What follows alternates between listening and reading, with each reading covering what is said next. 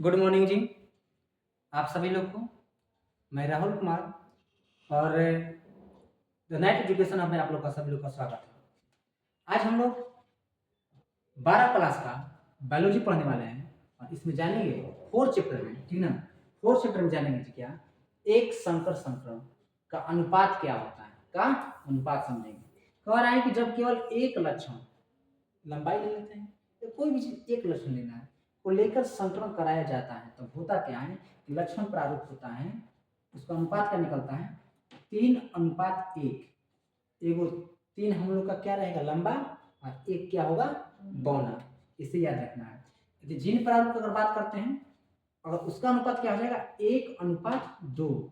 एक हम लोग का टीटी हो जाएगा, मतलब एक जैसा लक्षण हो जाएगा, और जो 2 हम लोग का हो जाएगा ये क्या हो जाएगा हम लोग का अलग अलग लक्षण हो जाएगा।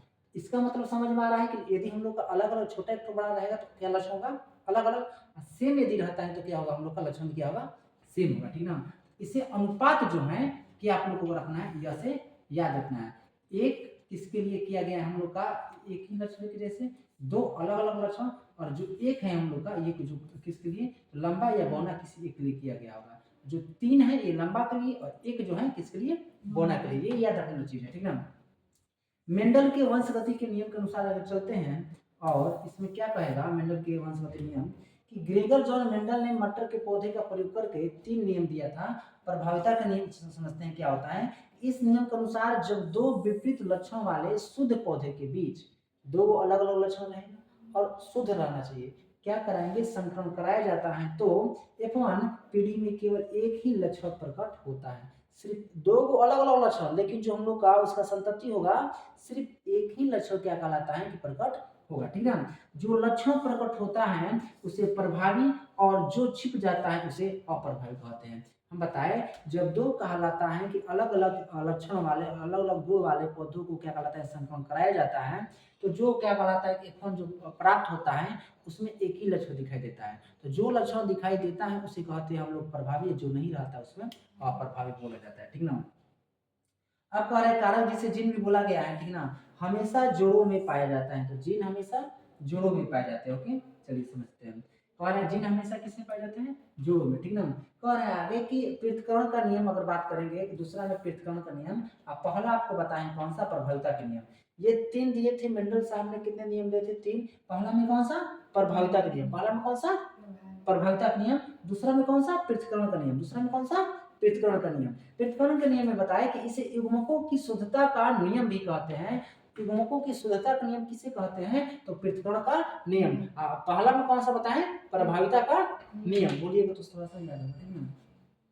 और कह रहा है युग्मक बनते समय एलिस के जोड़े अलग अलग हो जाते हैं और प्रत्येक युग्मक में केवल एक ही कारक पहुंचता है। कारक मतलब क्या बताए जीन, कारक मतलब क्या बताए जीन बताया गया है पीछे की नहीं। स्वतंत्र अभिवन का नियम ये क्या होता है, अब विवहन का नियम पहला बताए प्रभाविता का नियम, दूसरा में कौन सा पृथक्करण का नियम और तीसरा में स्वतंत्र अभिवन का नियम, ठीक ना। इसमें कह रहा है यह द्विसंकर संक्रमण पर आधारित है। तो जो हम लोग का स्वतंत्र अपीवन का नियम है ये द्विसंकर संक्रमण पर आधारित है और इसके अनुसार अलग अलग लक्षणों की वंशगति एक दूसरे से स्वतंत्र होती है। कल हमने तीसरा रूल बताए थे कि जब अलग अलग लक्षण वाले लेते हैं तो एक दूसरे से दोनों का गुण क्या होगा स्वतंत्र होगा, अलग अलग नहीं होगा। प्रभाविता के नियम के अपवाद में क्या आता है थोड़ा सा समझ लेते हैं कि अपवाद में क्या है कि कार्स कोरेंस के कुछ पौधे पर प्रयोग किया। एक व्यक्ति थे इनका नाम था कार्ल कोरेंस, ठीक है कोरेंस, और कुछ पौधे पर प्रयोग किया और पाया क्या कि मेंडल का प्रभाविता का नियम हर जगह नहीं लागू होता है।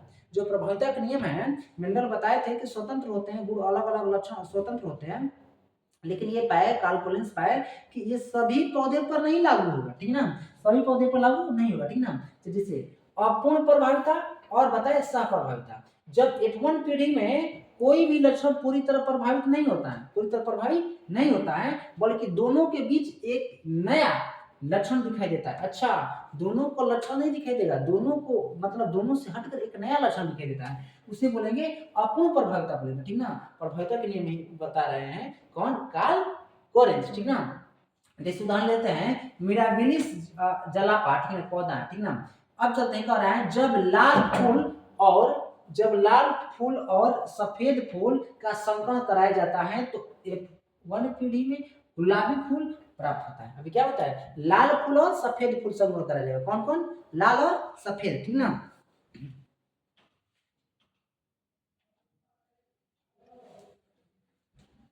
सुनिएगा, हम क्या बता रहे थे, लाल और सफेद फूल को क्या कराया जाएगा, संकरण कराया जाएगा, तो प्राप्त क्या होगा, गुलाबी। तो हम बताए यही क्या क्या था, यही क्या था, उदाहरण था अपूर्ण प्रभाविता, मतलब कि लक्षण दोनों से बिल्कुल भिन्न हो जाएगा, समझ में आइए।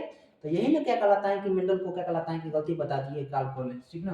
और सप्रभाविता क्या बताए कि जब F1 पीढ़ी में दोनों जनकों के लक्षण समान रूप से साथ साथ प्रकट होते हैं, समान रूप से साथ साथ, जब एक साथ आएगा लक्षण तब उसे बोलेंगे सप्रभाविता। जैसे कि मवेशियों की त्वचा का रंग लाल और सफेद मवेशी के संकरण से चितकबरी या रोवर संतान पैदा होता है। नहीं, लाल रहता है और क्या कहलाता है, कोई गाय या सफेद कोई गाय रहती है तो उसका बच्चा कैसा पैदा होता है, चितकबरी, ठीक ना। इस तरह से क्या कहलाता है कि ये आप लोगों का क्या कहलाता है कि आज का क्लास था, आज का क्लास इतना ही रहेगा। सब लोग को क्या कहलाता है कि नमस्कार। हम लोग मिलेंगे क्या कहलाता है कि अगले क्लास में, ठीक ना। और इससे क्या कर लीजिएगा, आप नोट कर लीजिएगा और रिवीजन करते रहिएगा, ओके।